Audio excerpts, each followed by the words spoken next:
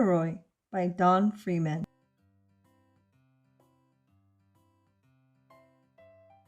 Corduroy is a bear who once lived in the toy department of a big store. Day after day, he waited with all the other animals and dolls for somebody to come along and take him home. The store was always filled with shoppers buying all sorts of things, but no one ever seemed to want a small bear in green overalls. Then one morning, a little girl stopped and looked straight into Corduroy's bright eyes. "Oh, Mommy," she said, "look, there's a very bear I've always wanted." "Not today, dear," her mother sighed. "I've spent too much already. Besides, he doesn't look new. He's lost a button to one of his shoulder straps." Corduroy watched them sadly as they walked away. "I didn't know I'd lost a button," he said to himself. "Tonight, I'll go and see if I can find it."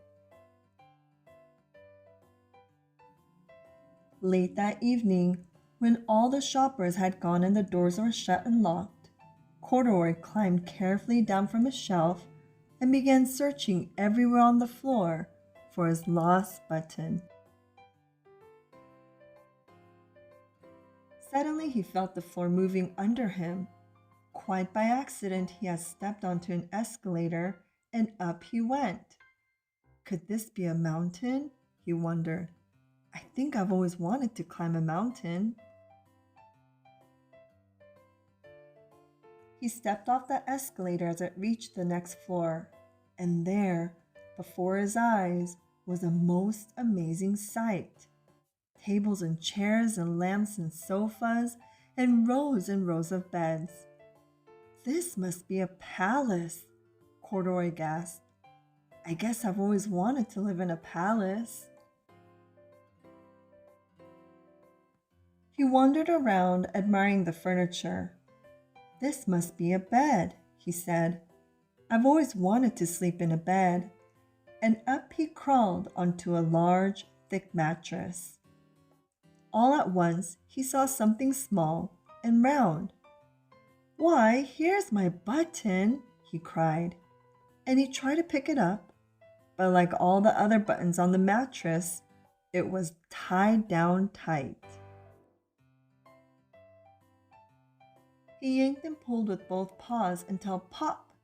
Off came the button, and off the mattress Corduroy toppled.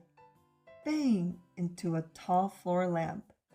Over it fell with a crash.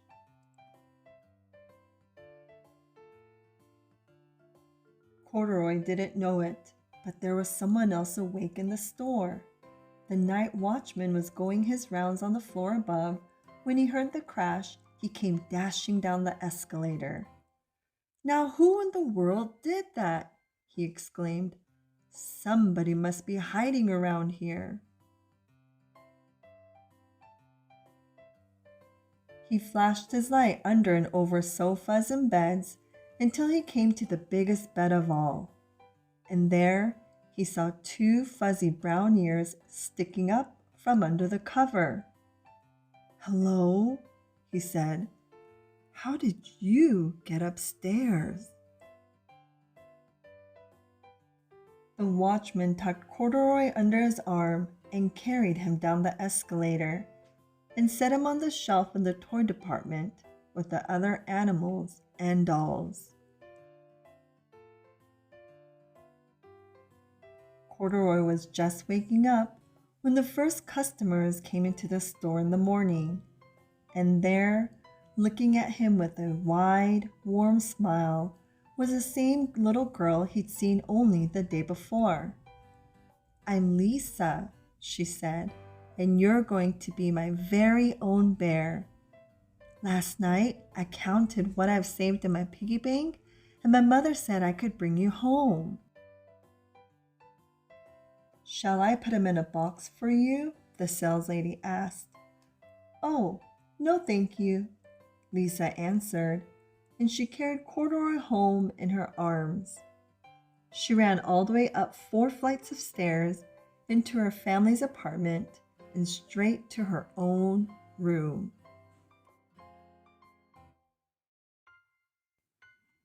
Corduroy blinked. There was a chair and a chest of drawers, and alongside a girl-sized bed stood a little bed just the right size for him. The room was small, nothing like that enormous palace in the department store. "This must be home," he said. "I know I've always wanted a home." Lisa sat down with Corduroy on her lap and began to sew a button on his overalls. "I like you the way you are," she said, "but you'll be more comfortable with your shoulder strap fastened." "You must be a friend," said Corduroy. "I've always wanted a friend."